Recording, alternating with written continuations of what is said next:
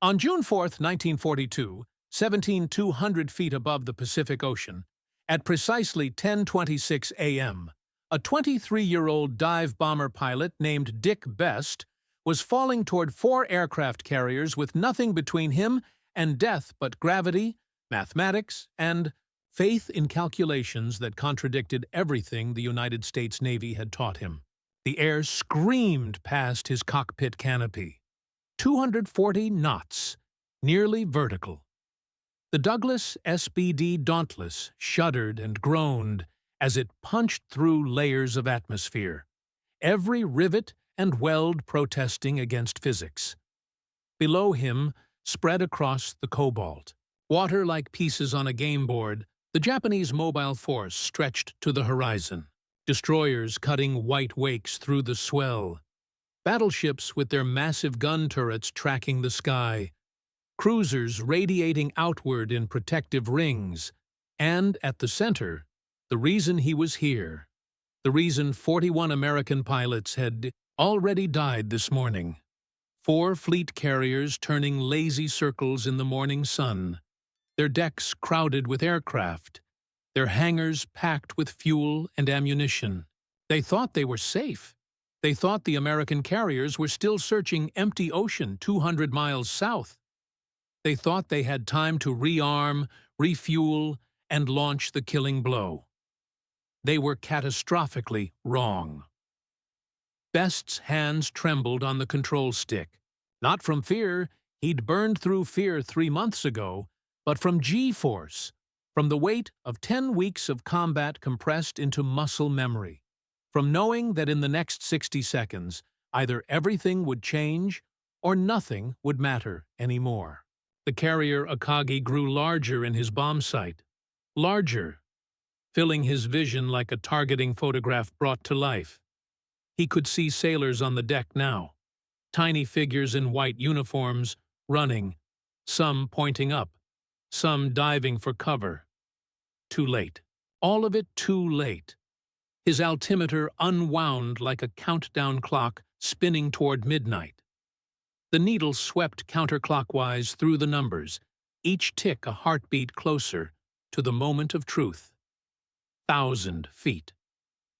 Anti-aircraft fire began reaching for him, black puffs of smoke blossoming at altitude, each one a sphere of shrapnel designed to shred aluminum and flesh. His wingman's aircraft took a hit. The right wing crumpled. The plane rolled inverted and fell, tumbling, spiraling, gone 1,000 feet. The radio crackled with voices, screams, orders, prayers, static. He turned the volume down, needed silence now, needed to hear his own breathing, needed to focus on the mathematics. 1,000 feet, the doctrine, the official United States Navy dive. Bombing Manual, 1941 edition, Chapter 7, Section 3, said pull out at 2,000 feet minimum. The doctrine said you'll die if you go lower. The doctrine had been written by engineers and admirals who'd calculated optimal release altitudes based on pilot survival rates and aircraft structural limits. Dick Best had read that manual 17 times. He'd memorized every page. He'd done the calculations himself, late at night, with a slide rule and notepad, working through the mathematics that the doctrine writers had somehow missed. 1,000 feet. He ignored the doctrine. 500 feet. His thumb hovered over the bomb release. He could see individual faces now. A man on Akagi's bridge wing, binoculars raised, watching him come. An officer near the island superstructure, mouth open, shouting orders no one could hear over the roar of anti-aircraft guns. 200 feet. Best's mind split into 2 tracks. One track flew the airplane, stick pressure, throttle position, dive angle, airspeed. The other track calculated the future, where Akagi was now, where Akagi would be in 2.1 seconds when the bomb arrived. The EB, turn the captain would order, the lag time between command and execution, the ghost ship, the shadow target. He wasn't aiming at the carrier. He was aiming at where the carrier would be. His thumb mashed down on the release button. The 1,000-pound bomb fell away from the centerline hardpoint. The aircraft lurched upward, suddenly 1,000 pounds lighter. Best yanked back on the stick with everything he had. Both hands wrapped around the grip, arms locked, pulling, straining against the G-forces that tried to pin him to his seat and push the blood from his brain. The world went gray at the edges. His vision tunneled. 7 Gs. 8. More than the aircraft was rated for. More than a human body should endure. The bomb fell. For 2.1 seconds, it existed in a state of pure potential. Not yet impact, not yet explosion, not yet history. Just physics and trajectory and the calculations of a kid from New Jersey who'd spent his childhood watching ferry boats and learning to see the future. Time stopped. The entire Pacific War hung suspended in that moment between release and detonation, between the old world where Japan was winning and the new world that was about to be born in fire. Dick Best's vision cleared as he leveled out at day 800 feet, skimming the wavetops, every nerve screaming, every muscle shaking. He looked back. The explosion came like God splitting the ocean. 6 months and 2 days earlier, Japan had announced its arrival as a global superpower by destroying the American Pacific Fleet at anchor in Pearl Harbor. The world called it the Greater East Asia Co-Prosperity Sphere, a carefully crafted name suggesting partnership and mutual benefit. The people dying under Japanese occupation in Manila and Singapore and Rangoon called it exactly what it was: conquest dressed in the language of liberation, imperialism wrapped in anti-colonial rhetoric. From December 7, 1941, through May 1942, the Japanese military had moved across Asia and the Pacific like a force of nature, unstoppable, inevitable. The Philippines fell in weeks. Singapore, the Gibraltar of the East, Britain's supposedly impregnable fortress, surrendered in 70 days. The Dutch East Indies collapsed. Burma crumbled. Australia braced for invasion. At the spearhead of this conquest sailed the Kido Butai, the first air fleet, the most powerful naval strike force ever assembled by any nation in human history. 6 fleet carriers: Akagi, Kaga, Soryu, Hiryu, Shokaku, and Zuikaku. Over 400 aircraft. Pilots who'd been training since the mid-1930s, many with combat experience in China. Commanders who'd spent years perfecting carrier doctrine, developing tactics, running exercises in every conceivable scenario. They'd struck Pearl Harbor, Ceylon, and Darwin. They'd sunk the British battleship Prince of Wales and battlecruiser Repulse. They'd dominated every engagement, lost only a handful of aircraft, suffered no serious damage to any carrier. The myth of Western military supremacy, built over 4 centuries of colonial expansion, had shattered in 6 months of Japanese victories. American naval power in the Pacific had been crippled. 4 battleships destroyed at Pearl Harbor. 3 more damaged. The carrier Lexington sunk at Coral Sea. Yorktown damaged. The Pacific Fleet was reduced to 2 operational fleet carriers: Enterprise and Hornet, and a handful of cruisers and destroyers. But Admiral Yamamoto Isoroku, architect of Pearl Harbor, and one of the few Japanese strategic thinkers who truly understood America, knew something his subordinates celebrating in Tokyo did not. Time was the real enemy. The sleeping giant had awakened. Every day American factories operated was a day Japan's window of opportunity closed. Every week American shipyards launched new vessels was a week closer to inevitable defeat. The mathematics were brutal and undeniable. America produced 5 times Japan's steel. 10 times its oil, 20 times its industrial output. In a long war, a war of production and attrition, Japan would lose, not might lose, would lose, certainly. Midway was meant to be the solution. Yamamoto's plan was elegant, multi-layered, deceptive. Force a decisive battle. Lure out the remaining American carriers. Destroy them. With no carrier force to defend Hawaii, America would be forced to negotiate. A compromised peace. A recognition of Japan's Asian empire. An end to the war before. American industrial might could overwhelm Japanese skill and courage. The plan was perfect. The intelligence seemed flawless. The force was overwhelming. 4 fleet carriers, 2 battleships, 3 cruisers, 12 destroyers, plus support vessels. Against America's 2 remaining carriers, the odds were insurmountable. They had planned for every contingency. American fighters? Accounted for. Bombers? Prepared. Submarines? Positioned. They'd run war games, studied American doctrine, analyzed previous battles.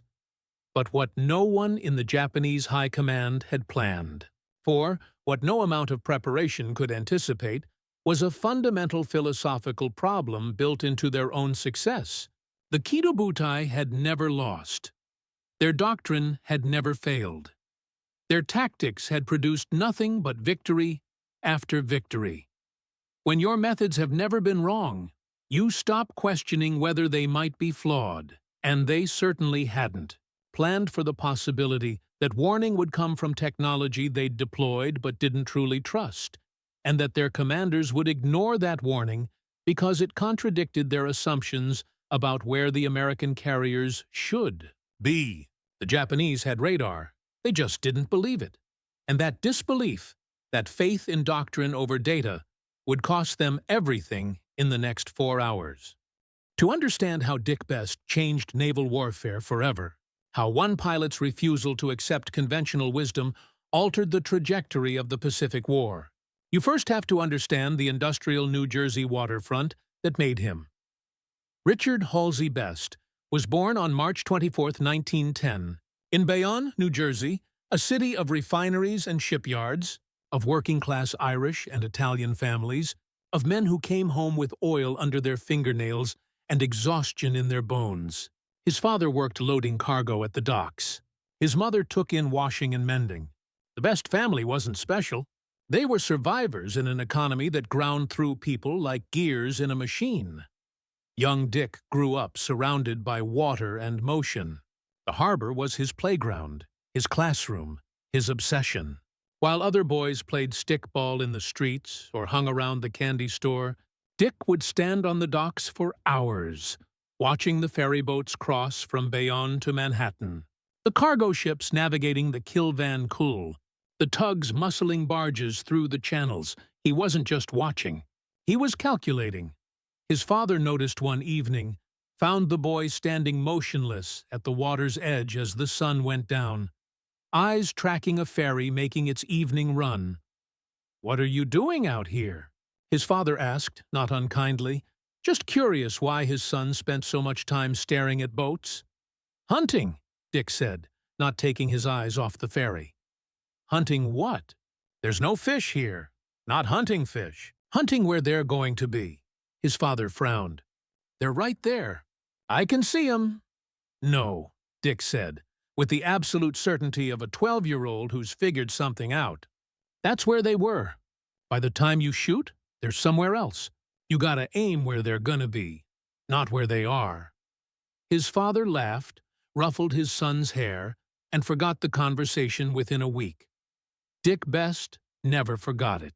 That insight, that understanding of prediction versus reaction, of future position versus current location, became the foundation of how he saw the world.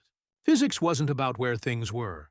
It was about where things were going to be. At 17, he lied about his age and joined the Navy. Not from patriotism. This was 1928. Peacetime? no wars on the horizon. But because the Navy offered something Bayonne didn't, training, education, a path upward for a kid whose family couldn't afford college. He wanted to fly, wanted it desperately. The Navy was building carriers, experimenting with naval aviation, investing in a technology most admirals still considered a sideshow to battleship warfare. Dick Best saw the future there. Too, he applied to flight school at Pensacola, Florida. Got accepted on his third try, showed up in 1932, ready to prove himself. The instructors nearly washed him out. Not for lack of skill, Best could fly better than most of his class. Not for lack of courage, he'd push the aircraft to its limits and beyond. But for lack of obedience.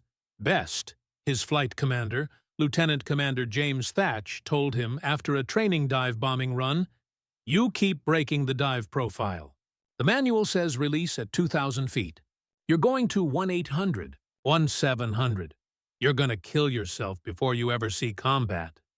Dick Best stood at attention, said, "Yes, sir," in the correct tone with the correct expression, and kept doing it anyway, because during those training runs, Best had done the mathematics the instructors apparently hadn't considered.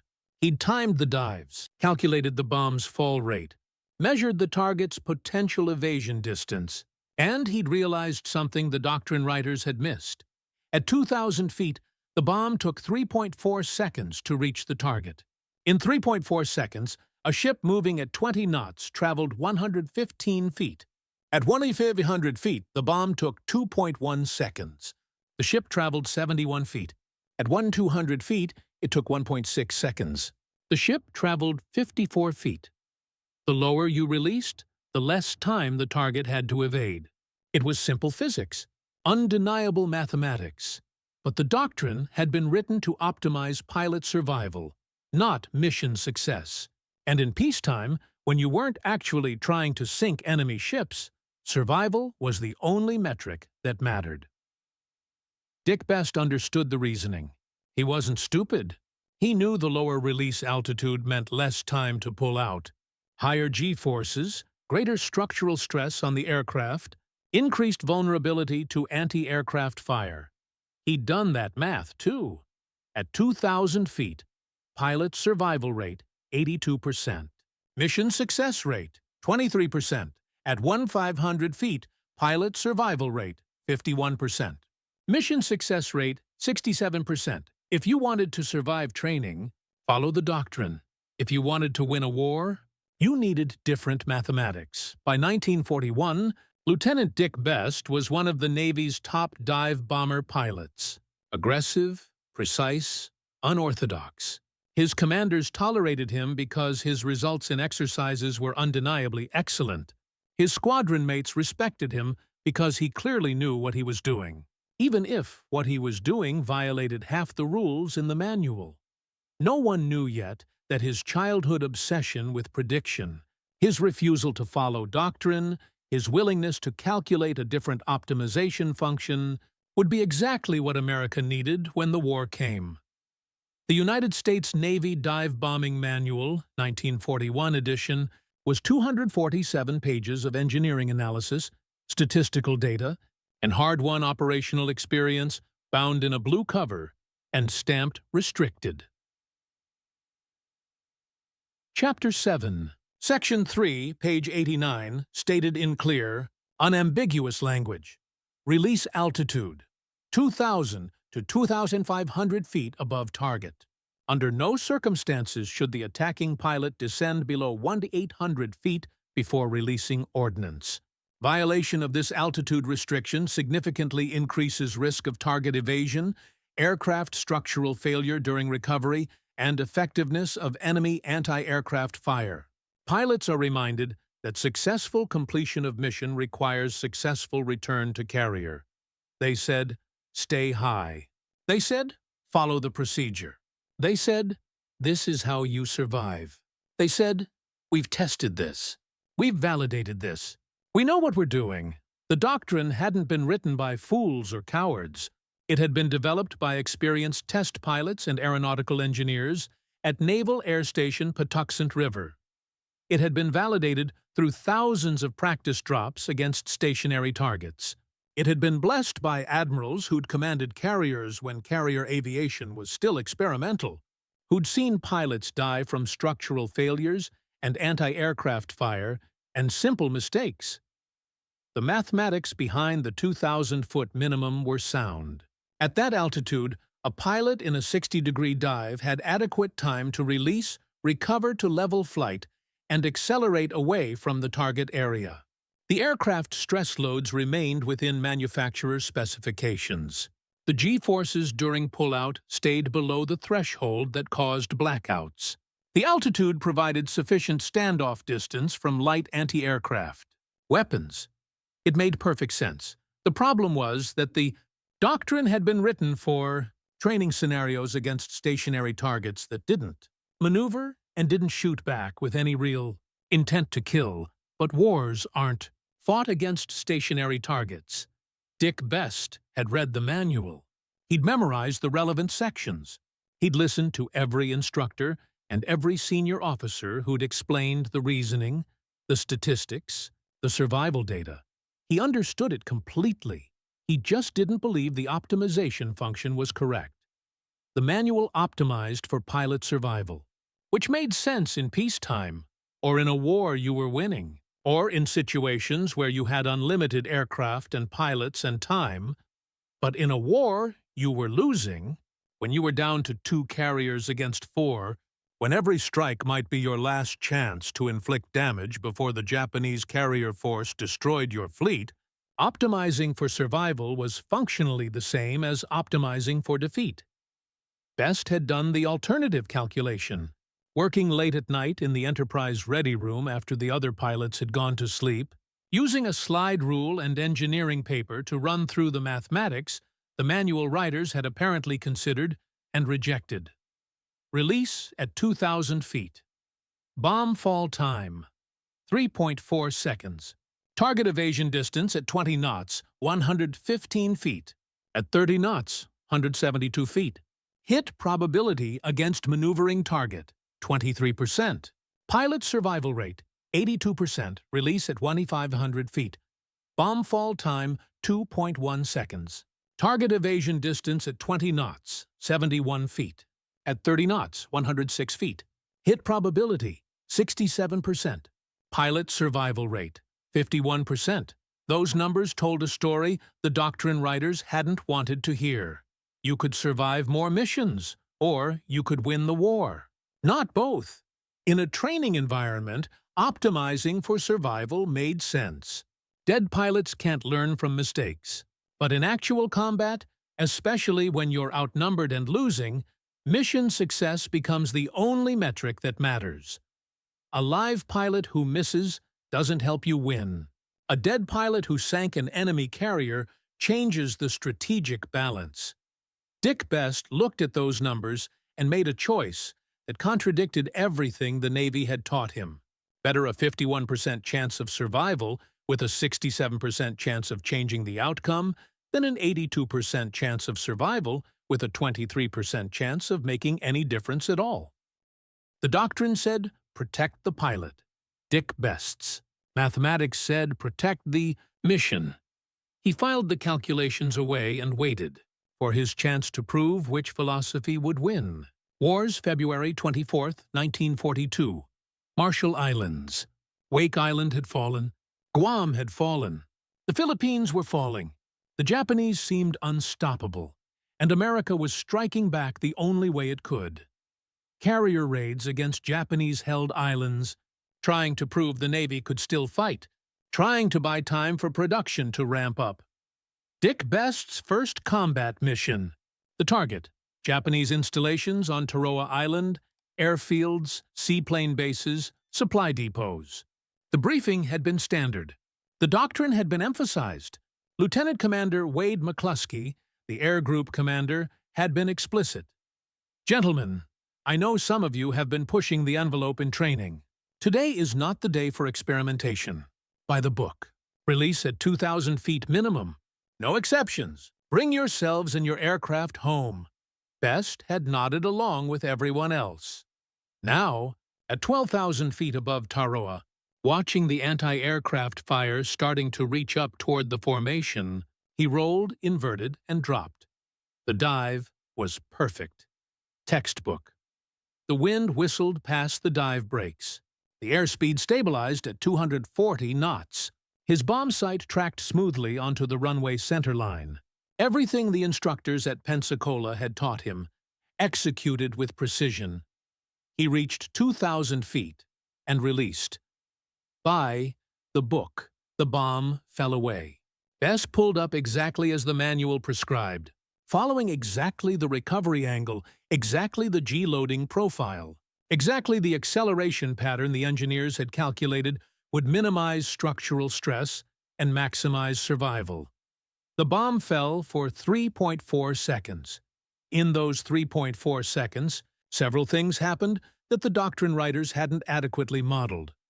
The Japanese anti-aircraft gunner on the ground tracked Best's dive, calculated his pull-out trajectory based on standard American doctrine, which the Japanese had studied extensively, and fired a burst of 25mm rounds at where Best would be during his recovery. The Japanese airfield commander, seeing the American dive bomber's approach angle and release point, ordered an immediate evasive maneuver for aircraft on the ground and personnel in the open. Best's bomb, released at 2,000 feet with perfect aim at a stationary target, traveled 3.4 seconds through air turbulence and impacted 63 feet short of the runway. Miss. Complete miss. Not even damage to secondary structures. The 25mm tracers streaked past Best's canopy so close he could smell the burning phosphorus through his oxygen mask. One round punched through his right wing, leaving a hole the size of a dinner plate. Another clipped his tail section, severing a control cable. A third hit the armor plate behind his seat, with a sound like a hammer hitting an anvil. He made it back to Enterprise. Barely. The aircraft was written off. Too much damage to repair at sea. That night, while the other pilots in Bombing Squadron 6 celebrated surviving their first combat mission, drinking coffee and replaying the action with their hands making airplane gestures in the air, Dick Best sat alone in the ready room with a slide rule, a notepad, and the combat action report forms. He reconstructed the dive, calculated the release point, the bomb trajectory, the wind drift, the target location at impact. The math was brutal in its clarity. He'd aimed perfectly, executed perfectly, followed the doctrine perfectly, and he'd missed by 63 feet because in 3.4 seconds, the entire tactical situation had changed. He ran the calculations 17 different ways, adjusting for different variables, different wind conditions, different aircraft speeds. Every single calculation told him the same thing. The doctrine was designed to maximize his chances of surviving one mission. It wasn't designed to maximize his chances of actually hitting anything that mattered. At 1/500 feet, those 3.4 seconds became 2.1 seconds. Less time for wind drift, less time for target evasion, less time for the anti-aircraft gunner to calculate and fire, less time for everything to go wrong.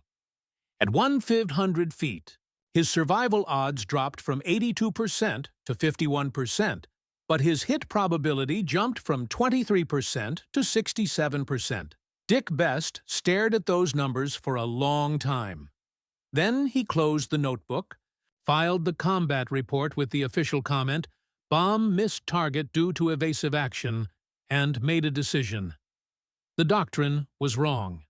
Not wrong for training, not wrong for peacetime, but wrong for the war they were actually fighting, and on his next mission, he would prove it.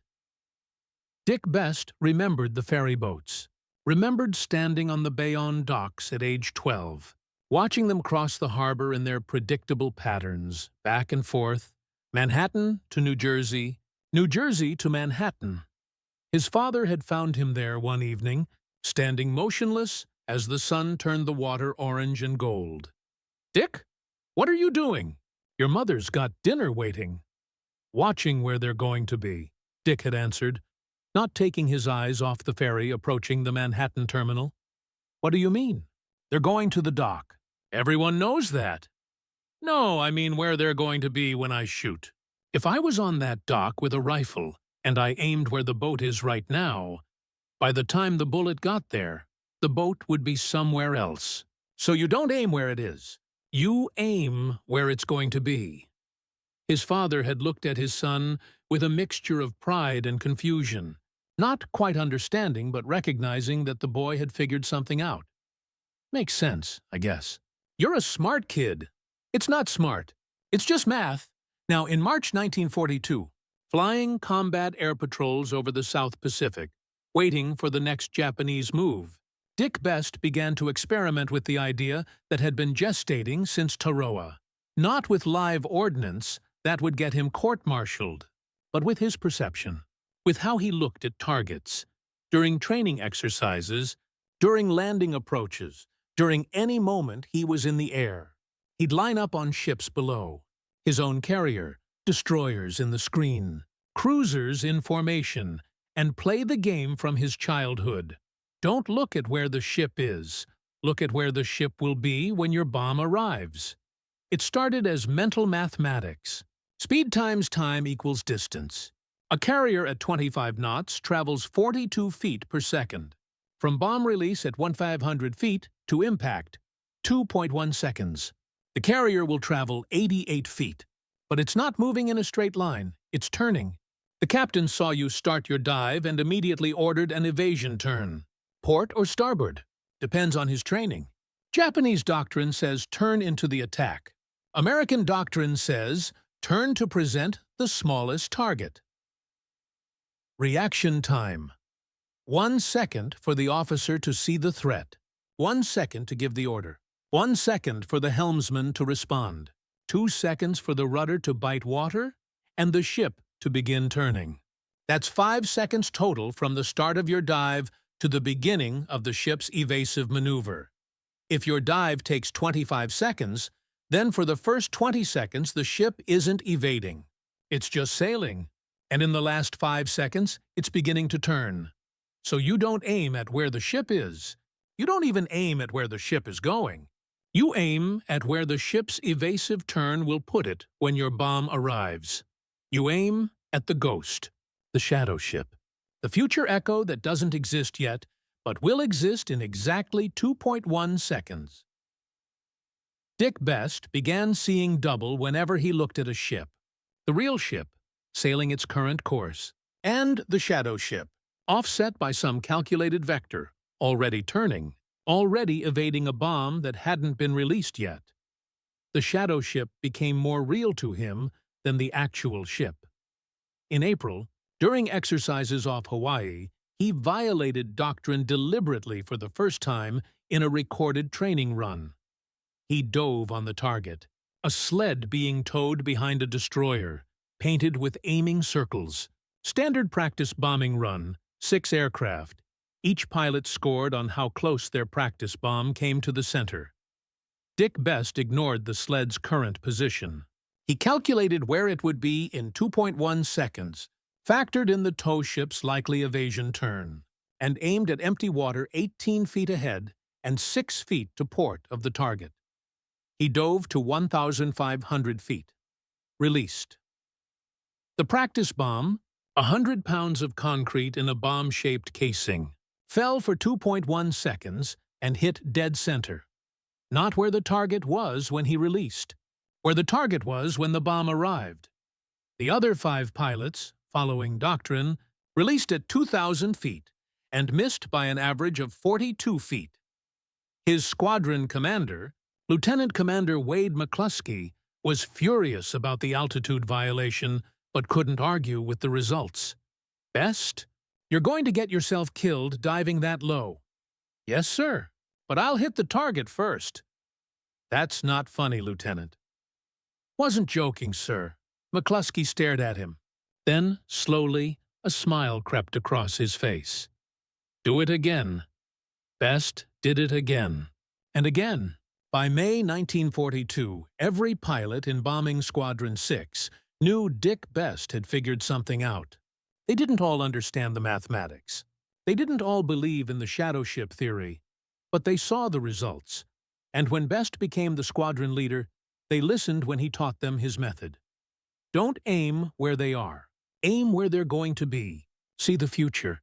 Hit the ghost. They called themselves Bombing Squadron 6, VB6 in the Navy's designation system. The rest of the air group called them Bests, Believers, or the Low Riders. The more traditional bomber squadrons had less polite names. By May 1942, Dick Best was their commanding officer, and his reputation had spread throughout the carrier force. Brilliant pilot, impossible to work with, survives things that should kill him, and hits targets no one else can hit. He didn't teach from the manual anymore. He taught prediction. "Gentlemen," he'd say during ready room briefings, using coffee cups and salt shakers arranged on the table as models of ships and aircraft, "you are not fighting ships. You are fighting time. The ship is here now. By the time your bomb arrives, it's here." He'd move the coffee cup 6 inches. "If you aim here, pointing at the original position, you miss. If you aim here, pointing at the future position, you hit." It's not complicated. It's just math and belief. His training methods were unorthodox. He'd make pilots close their eyes and visualize entire dive sequences from memory. He'd quiz them on turn rates and acceleration curves and reaction times. He'd wake them up at 3 a.m. to calculate bomb trajectories on a chalkboard. The traditional squadron commanders thought he was reckless and insubordinate. His pilots thought he was a prophet who'd seen the future of naval aviation. Results spoke for themselves. May 7th, 1942, Battle of the Coral Sea. First test under actual combat conditions. Target: Japanese carrier Shoho. Best led a strike of 15 dive bombers. He dove first, his aircraft painted with the squadron commander's distinctive markings, dropping to 1,500 feet exactly, while the Japanese anti-aircraft guns filled the sky with fire. He released on the shadow target, not where Shoho was, but where Shoho would be in 2.1 seconds when the captain's evasion turn moved the ship. The 1,000-pound bomb punched through the wooden flight deck, detonated in the hangar bay among fueled and armed aircraft. Secondary explosions tore through the carrier's guts. Shoho sank within 20 minutes. Best's pilots, following his method, scored 11 hits out of 15 attempts, 73% hit rate. The Navy average was 11%. May 8, 1942. Santi Santui, strike against carrier Shokaku. Dick Best's bomb hit the flight deck near the island, penetrated 2 decks, detonated in officer country. The blast killed dozens, started fires, knocked Shokaku out of action for months. 2 combat missions against fleet carriers, 2 hits, both at 2,500 feet or lower, both against shadow targets that didn't exist when he released. The Navy quietly stopped citing altitude restrictions in Dick Best's presence. June 3, 1942. Bayonne. Intelligence reports indicated massive Japanese fleet approaching Midway Island. 4 carriers. The entire strategic center of Japan's Pacific naval power. Admiral Nimitz ordered Enterprise and Hornet to intercept. Dick Best gathered Bombing Squadron 6 in the ready room. "Gentlemen, this is what we've been training for. 4 carriers. The biggest target we'll ever see. The biggest opportunity." He paused, met each man's eyes. "We're going in at 1,500 feet, maybe lower if I think we can get away with it. Questions?"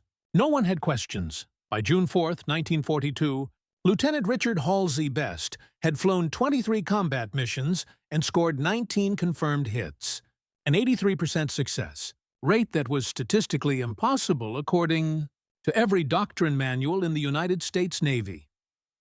He didn't just survive missions, he dominated them. His secret wasn't better equipment, or superior training, or exceptional courage. His secret was that he'd figured out how to see 2.1 seconds into the future, and on June 4th, he was going to use that vision to change the course of history. But every legend comes with a price written in flesh and exhaustion. By early June, Dick Best was 24 years old chronologically and something closer to 50 physiologically. 4 months of combat had compressed time, aged him in ways that had nothing to do with birthdays. He'd lost 18 pounds. His hands shook when he wasn't flying. Only when he gripped the stick did they steady. He rarely slept more than 3 hours at a stretch. When he did sleep, he dreamed in mathematics, equations scrolling through his unconscious mind, calculating dive angles and bomb trajectories and probability curves. The other pilots noticed, worried quietly, said nothing because what could they say? Everyone was exhausted. Everyone was scared. Everyone knew the odds, but Best was different. Best had made himself into a weapon, and weapons wear down with use. He'd developed a ritual before every mission. He'd stand on the flight deck, one hand on his aircraft's propeller, and stare at the horizon. Not praying, he'd never been religious, just calculating, running mental simulations of every possible dive angle, every evasion pattern, every way the mission could succeed or fail, every way he could die or kill. His mind had become a tactical computer running combat simulations continuously, even when he didn't want it to. He'd written 3 letters home to his wife since February. All 3 said variations of the same thing. Don't worry about me. I'm fine. The Navy is taking good care of us. Should be home soon. He wasn't fine. The Navy couldn't take care of anyone in a war they were losing. And home soon was a lie they both knew he had to tell. He'd seen 12 squadron mates die since December, shot down during attacks, lost during patrol, crashed on landing, mid-air collisions in the dark, men he'd trained with, men who'd trusted his methods, men who'd followed him down to 1,500 feet because they believed in his mathematics. Every hit he scored meant he'd lived to watch another friend die. The night before Midway, Dick Best sat alone in his bunk while the carrier plowed through dark water toward the ambush point. The intelligence was good. They knew where the Japanese fleet would be. But intelligence couldn't tell you who'd live and who'd die when the shooting started. He thought about the ferry boats in Bayonne harbor. Simple, clean problems with predictable solutions. Linear equations. Known variables. War wasn't clean. War was chaos wrapped in mathematics, and the mathematics could tell you probability, but never certainty. He closed his eyes and saw the shadow ships. Always the shadow ships now. Couldn't look at anything without seeing where it would be in 2.1 seconds. Tomorrow would prove whether his entire theory was genius or delusion, whether the doctrine writers had been wrong, or whether he'd been leading men to their deaths based on calculations scribbled on notebook paper. He thought about the 51% survival probability at 1 to 500 feet coin flip odds. Heads you live, tails you die, but 67% mission success rate. 2 out of 3 bombs hit. The mathematics said it was worth it. The mathematics said you win wars by hitting targets, not by surviving missions. The mathematics didn't care that he was tired. Victory had a price, and Dick Best was paying it in sleepless nights and trembling hands and the weight of knowing that tomorrow he'd ask men to follow him into odds that favored death. He finally slept around. 200. He dreamed of exploding carriers and falling bombs and ferry boats that turned into shadows and disappeared on June 4th, 1942, 10:22 a.m. Coordinates 30 TD 14N 117 Saturn 18 W. Temperature 68 degrees. The sky hung scattered with clouds at 3,000 feet. The wind came soft and steady from the southeast, 8 knots, carrying the distant scent of salt and fire. 3 hours into the Battle of Midway, the U.S. Navy was losing. Every rational measure confirmed it. Torpedo Squadron 8, 15 aircraft, had charged in at wave-top height, following doctrine to the letter. Slow, level, predictable. They were massacred. 14 down, 1 survivor. Not a single hit. Then Squadron 6 followed. Same attack pattern. Same fate. 10 aircraft lost. 0 results. Torpedo 3 came next. Brave and doomed. 12 planes entered the fray. None made a mark. In 30 minutes, 41 American torpedo bombers had been reduced to wreckage. 90% casualties. Doctrine, not courage, had killed them. High above the inferno, Lieutenant Commander Richard Halsey Best, Dick Best, circled at 17,200 feet with 37 SBD Dauntless dive bombers, the last striking arm of Enterprise and Hornet. Below, 4 Japanese carriers. Akagi, Kaga, Soryu, and Hiryu moved in perfect formation, unaware that in the next 10 minutes, their fate would be sealed. The Japanese decks were chaos, rearming, refueling, recovering aircraft for the next wave that would annihilate the American task force. In 15 minutes, they'd be ready. If the Americans failed now, there would be no second chance. But confusion reigned even here. Air Group Commander Wade McCluskey, having found the enemy by luck and intuition, assigned nearly all 32 bombers to Kaga, and only 5 to Akagi. A fatal imbalance. Dick Best's small 3-plane division received no assignment at all. He keyed the radio. McCluskey, Best, what's my target? Static. No reply. The radio net dissolved into chaos. Below, Best saw Kaga already doomed to overkill. Akagi, Soryu, and Hiryu still unscathed. Every second wasted meant death for his own carrier. He made a choice. Against orders, against regulations, he took command. Best division, taking Akagi. Follow me down. His wingman, Lieutenant J.G. Ed Kruger, acknowledged. So did Ensign Fred Weber. 3 planes diving on a capital ship, protected by dozens of fighters and batteries.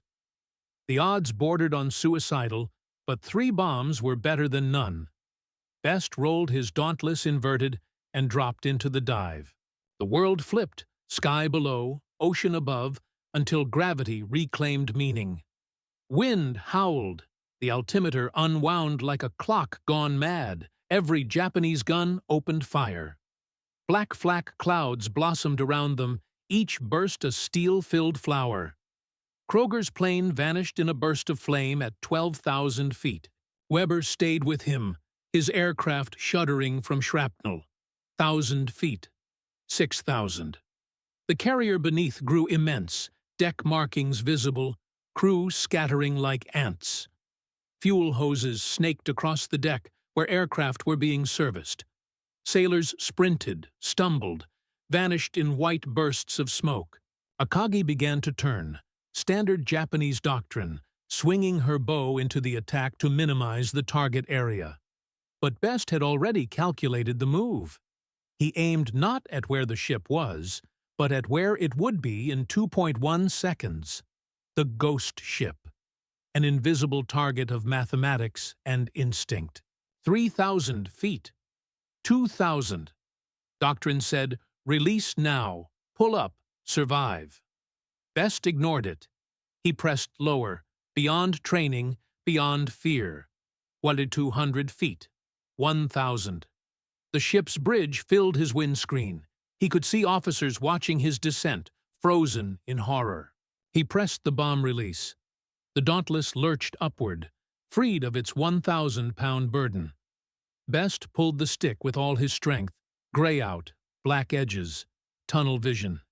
8 Gs. 9. The airframe screamed in protest. Somehow, the dive bomber held.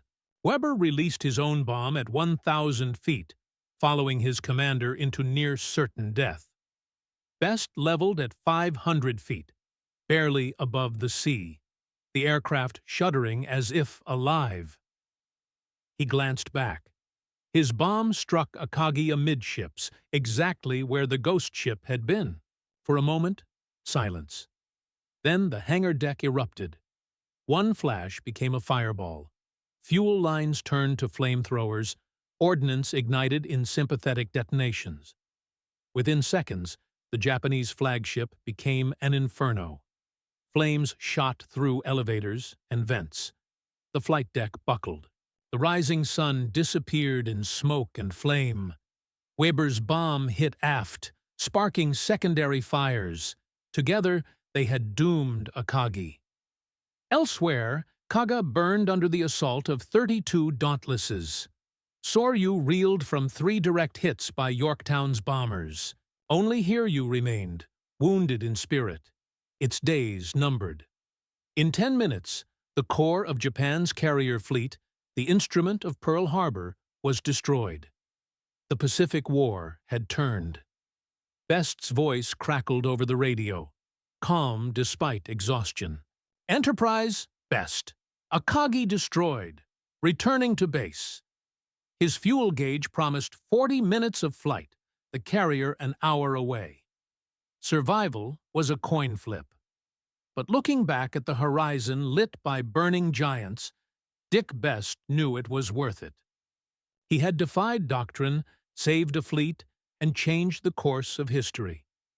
The price, friends lost, rules broken, years of sleep sacrificed, was unbearable. But for now, watching the enemy's pride sink beneath its own fire, it was enough. The Battle of Midway officially ended on June 7, 1942. Japan lost 4 fleet carriers, Akagi, Kaga, Soryu, and Hiryu. Lost 248 aircraft. Lost 3,057 officers and men, including many of their most experienced pilots. Lost the strategic initiative in the Pacific. Lost the aura of invincibility. Lost the war, though they'd keep fighting for 3 more years before admitting it. America lost the carrier Yorktown, sunk by submarine after being damaged by air attack. Lost 145 aircraft. Lost 307 men, but gained something more valuable than ships or planes. Proof that Japan could be beaten. More importantly, America gained validation of a principle that would reshape naval aviation doctrine. Aggressive attack at close range produces higher casualties but dramatically higher mission success rates. Dick Best flew 1 more combat mission after Midway. Then his lungs, damaged by a faulty oxygen system during the battle and weakened by months of stress, collapsed. He spent 6 months in hospitals. By the time he recovered enough for limited duty, the doctors told him his combat flying days were over.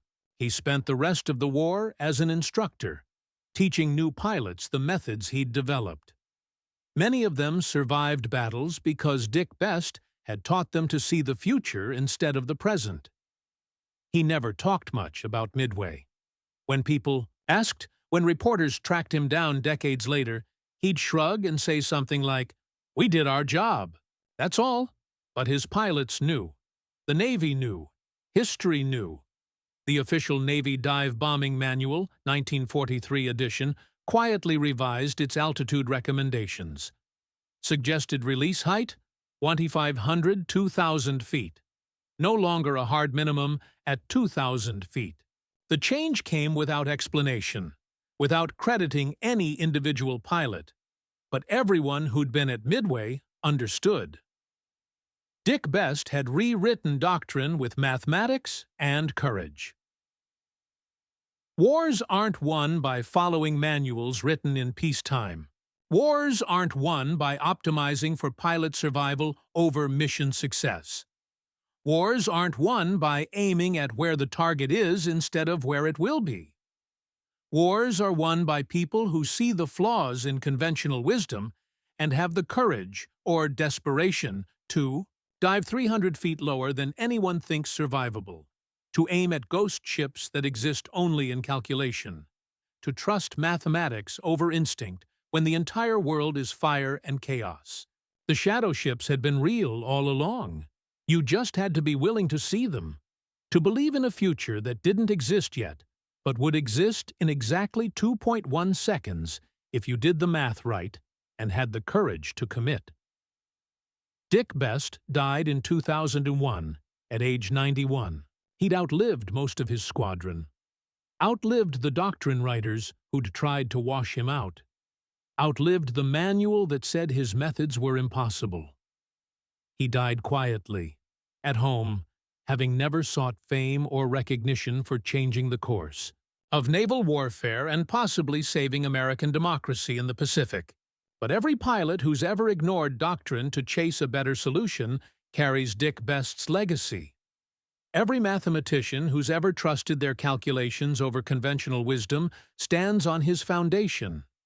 Every person who's ever looked at the rules designed to keep them safe and realized those rules might guarantee failure, they're all descendants of a kid from Bayonne who watched ferry boats and learned to see the future. If this story hit you the way it hit us, if you felt those 10 minutes in your chest, if you understood the weight of diving 300 feet lower than doctrine allows, if you saw the shadow ships, then help keep this story alive. Dick Best never wanted to be famous, never asked for monuments or medals beyond the ones the Navy gave him. He just wanted to solve the problem in front of him using mathematics and courage. But his legacy belongs to all of us now. From Bayonne docks to Pacific carriers, from ferry boats to fleet carriers, from childhood observations to combat calculations that changed history, you're part of this story now. You're part of the tradition that says, run the numbers, trust your calculations, question the doctrine when the doctrine optimizes for the wrong variable. And when everyone tells you it's impossible, remember that impossible just means no one's been willing to dive low enough yet. Subscribe if you want more stories like this. Human decisions in impossible moments. Mathematics meeting mortality. Someone having to choose between safety and victory, between doctrine and innovation, between surviving today and winning tomorrow. Comment with the most difficult rule you ever had to break to achieve something that mattered. The moment you looked at conventional wisdom and decided the conventional wisdom was wrong. We're here for those stories. We're here for the shadow ships and the people brave enough to chase them. Remember, in 2.1 seconds, everything can change. You just have to see it coming and be willing to dive.